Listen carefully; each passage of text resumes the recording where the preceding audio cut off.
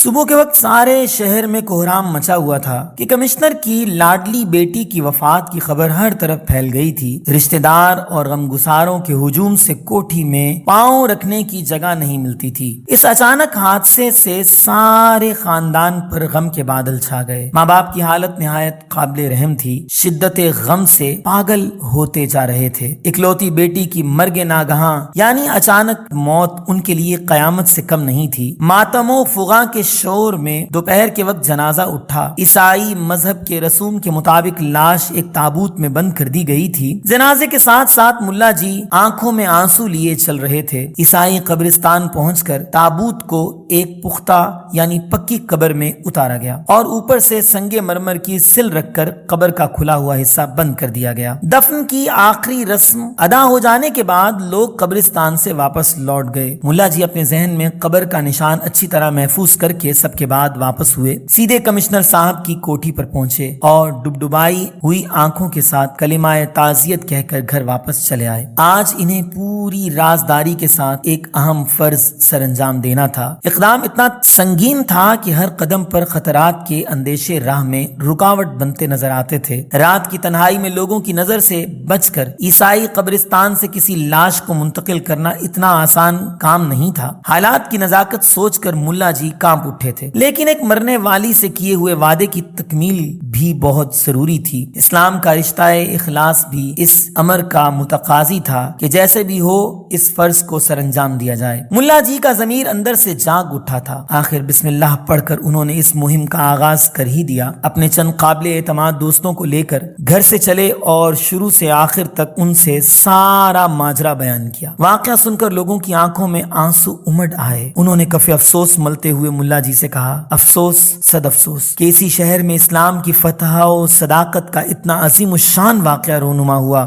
اور آپ نے کانوں کان کسی کو خبر نہ ہونے دی۔ خیر جو ہونا تھا وہ ہو گیا، اب جس طرح بھی ہو آج رات وعدے کی تکمیل ضروری ہے۔ ٹھیک اسی وقت جبکہ رات آدھی سے زیادہ گزر چکی تھی، ہر طرف خاموشی کا سناٹا طاری تھا۔ ملا جی کے علاوہ 4 آدمی عیسائیوں کے قبرستان میں داخل ہوئے۔ یہ اقدام انتہائی خطرناک تھا، لیکن اسلامی ہمدردی کے جوش میں خطرے کا قطعاً کوئی احساس نہیں ہو رہا تھا۔ ملا جی کی رہنمائی میں 4 آدمی قبر تک پہنچے، سنگ مرمر کی سل ہٹائی اور قبر میں اتر کر تابوت کو باہر نکالا۔ جو ہی لاش نکالنے کے لیے تابوت کا تختہ کھولا، ملا جی کے منہ سے چیخ نکل گئی۔ لوگ حیرت سے ان کا منہ تکنے لگے۔ بڑی مشکل سے حواس پر قابو پانے کے بعد لوگوں کو بتایا کہ لاش بدل گئی ہے۔ ہم لوگوں نے غلطی سے دوسری قبر کا تابوت نکال لیا ہے، یہ لاش کسی اور کی ہے۔ لیکن ملا جی نے پھر دوبارہ جو غور سے دیکھا تو قبر کا نشان وہی تھا جسے دن کے وقت دیکھ کر گئے تھے۔ قبر کا نیا پن بھی بتا رہا تھا کہ یہ بالکل تازہ قبر ہے۔ اب یہ گتھی کسی سے نہیں سلجھ رہی تھی کہ کمشنر صاحب کی بیٹی کے تابوت میں دوسرے کی لاش کیسے آ گئی اور خود اس کی لاش کہاں چلی گئی۔ صورتحال کی تفتیش کے لیے 4 آدمی لاش کی طرف بڑھے اور جھک کر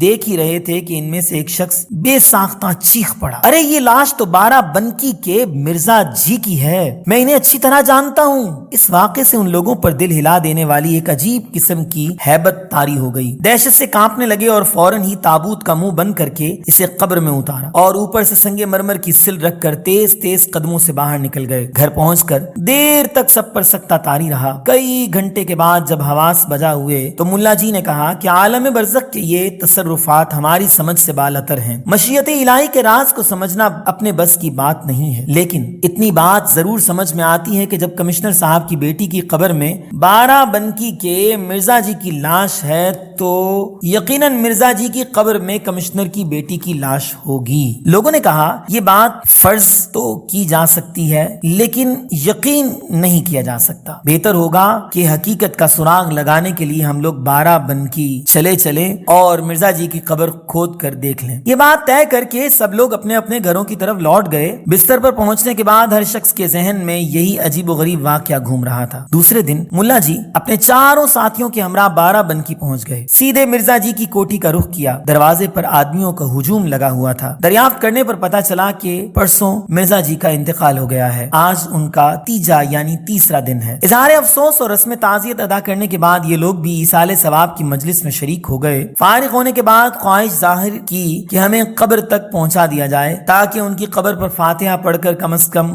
حق کے دوستی تو ادا کریں۔ ایک شخص کی رہنمائی تنہائی میں قبرستان پہنچ کر فاتحہ پڑھی اور قبر کا نشان اچھی طرح ذہن میں محفوظ کر کے اپنی قیام گاہ پر واپس لوٹ آئے۔ سارا دن مرزا جی کے حالات معلوم کرتے رہے۔ پتہ چلا کہ اس علاقے کے وہ ایک چھوٹے موٹے نواب تھے، انگریزی تہذیب کے انتہائی دل دادا اور انگریزوں کے بہت درجہ خیر خواہ تھے۔ شام و سحر کی زندگی عیش و عشرت میں ڈوبی رہتی تھی، گھر کا سارا ماحول انگریزی تمدن میں غرق تھا۔ شام کے وقت کھانے سے فارغ ہو کر اس وقت کا انتظار کرنے لگے جبکہ سارے شہر پر نیند کا سناٹا طاری ہو جائے۔ خدا خدا کر کے جب آدھی سے زیادہ رات ڈھل گئی تو پانچوں آدمی اٹھے اور دبے پاؤں قبرستان کی طرف چل پڑے۔ خطرناک اقدام کی دہشت سے دل کی دھڑکن تیز ہو گئی، لیکن حقیقت حال کی جستجو کے جنون میں آگے بڑھتے گئے، یہاں تک کہ قبرستان میں داخل ہو گئے۔ اپنے حافظے کی رہنمائی میں آسانی سے مرزا جی کی قبر تک پہنچ گئے۔ کانپتے ہوئے ہاتھوں سے قبر کی مٹی ہٹانی شروع کی۔ کافی دیر کے بعد تختہ نظر آیا۔ اب ہمت کر کے 2 شخص قبر میں اترے اور ایک ایک کر کے تختہ ہٹایا۔ اب سفید رنگ کا کفن سامنے نظر آ رہا تھا۔ کافی جدوجہد کے بعد کفن کھولنے کی ہمت جواب دے چکی تھی۔ ہر شخص اپنی جگہ سہما جا رہا تھا کہ معلوم نہیں کفن کا منہ کھولنے کے بعد کیا نقشہ نظر آئے۔ کافی جرأت سے کام لے کر ایک شخص نے پاؤں کی جانب کے تختے پر کھڑے ہو کر چہرے سے کفن کا نقاب الٹ دیا۔ جو ہی چہرے پر نظر پڑی، دہشت سے لوگوں کا خون سوکھ گیا۔ مرزا جی کی لاش کے بجائے قبر میں ایک عرب کی لاش پڑی ہوئی تھی۔ ڈیل ڈول اور چہرے مہرے سے وہ عرب ہی معلوم ہو رہا تھا۔ یہ منظر دیکھ کر لوگ حیرت میں ڈوب گئے۔ جلد جلد کفن کو درست کیا، تختے لگائے اور مٹی برابر کر کے قبرستان سے باہر نکل آئے۔ مارے ہیبت کے سانس پھول رہی تھی۔ قیام گاہ پر پہنچ کر ایک ہولناک سکتے کی کیفیت سب پر طاری تھی۔ قدرت کا یہ عجیب و غریب تماشا سمجھ میں نہیں آ رہا تھا کہ آخر کمشنر کی لڑکی کی لاش کہاں غائب